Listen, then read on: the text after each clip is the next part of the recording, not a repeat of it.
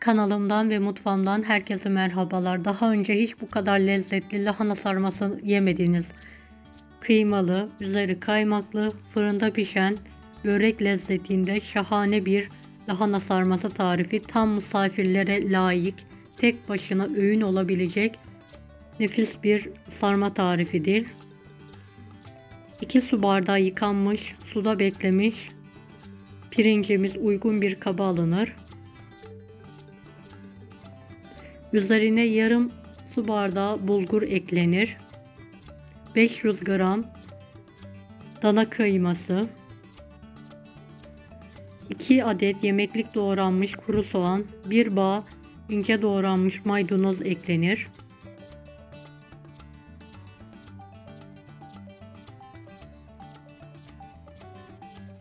Damak tadınıza göre tuz ve isteğe bağlı baharatlar eklenir. Ben kuru nane, kırmızı toz biber ve karabiber ekledim. Bolca zeytinyağı gezdirilir. 1 yemek kaşığı biber salçası, 3 yemek kaşığı domates suyu eklenir. 1 su bardağı su eklenerek iç harç elimizle yoğuralım. Evet, tüm malzemeler karışana kadar güzelce elimizle yoğurmaya devam edelim. Evet, iç harcımız hazır. Kenarda beklesin. Biz bu aşamada lahanalarımızı haşlayalım. Büyük bir tencerede su kaynatılır. Yıkanmış, kök kısmı ayrılmış yarım lahana sıcak suya alınır ve haşlamaya bırakılır. Evet, kontrollü bir şekilde lahanamızı haşlayalım. Çok eritmeden, fazla diri kalmayacak şekilde haşlayalım.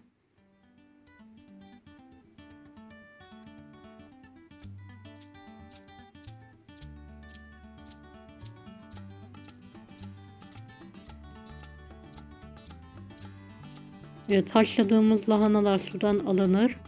Kalanları kontrollü bir şekilde haşlamaya devam edilir.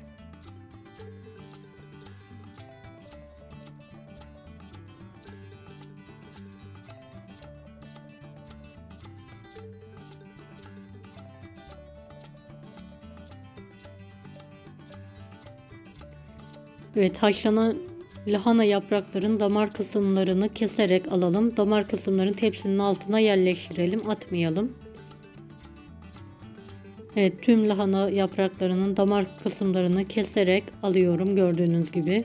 Daha sonra sarabilecek boyutlarda keserek lahanalarımı ayarlıyorum. Evet, kestiğim lahana yapraklarını düz bir yere sererek iç harç koyuyorum her birine. Kenarlarını kapatarak sıkıca sarıyorum lahanalarımı. Evet, bu şekilde tüm lahanalarımı sarmaya devam edeceğim. Sarılan lahana yaprakları fırın tepsisine dizilir. Videomu bu kısma kadar izlediyseniz yorum kısmına herhangi bir emoji bırakırsanız bana destek olmak için sevinirim.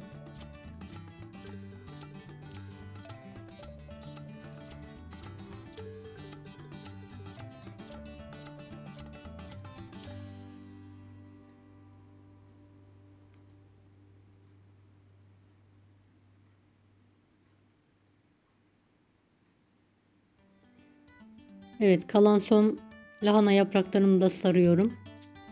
Fırın tepsisine dizerek artık üzerinin sosunu hazırlıyorum. Evet, gördüğünüz gibi lahanaların hepsini sardım. Bir tepsi geldi. Kalabalık misafirlerinize yetebilecek miktarda. Evet, önceden sosunu hazırladım. 1 yemek kaşığı biber salçası, 5 yemek kaşığı domates suyu, zeytinyağı, yeteri kadar su ekleyerek çırptım ve lahana sarmaların üzerine gezdiriyorum.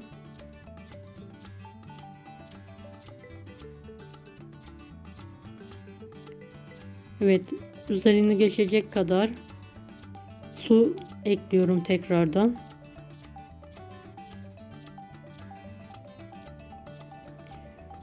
Üzerini önce fırın kağıdıyla, daha sonra folyo ile kapatarak Üzerini ayarlıyorum. Daha sonra önceden ısıtılmış 170 dereceli fanlı fırında 45 dakika yaklaşık pişirmeye bırakıyorum. 45 dakika sonrasında fırın kağıdını ve folyeyi üzerinden çıkartıyorum. Evet, gördüğünüz gibi lahanalarım pişti. Üzerine bir kase dolusu sütlü kaymak gezdiriyorum. Her tarafına gelecek şekilde kaymağımı yayıyorum. Daha sonra tekrardan fırının kapağını kapatarak pişirmeye bırakıyorum.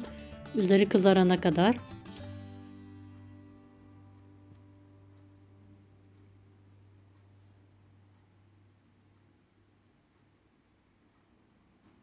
Evet, gördüğünüz gibi lahanalarımın üzeri kızardı. Artık fırından çıkarmaya hazır. Fırınımdan çıkartıyorum ve servise hazırlayabilirsiniz. Yanında yoğurt ile tek başına öğün olabilecek lezzetli şahane bir börek tadında lahana sarması.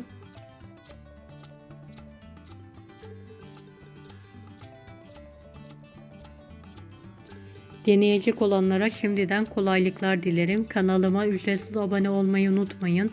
Bir dahaki videolarda görüşmek üzere. Allah'a emanet olun. Hoşça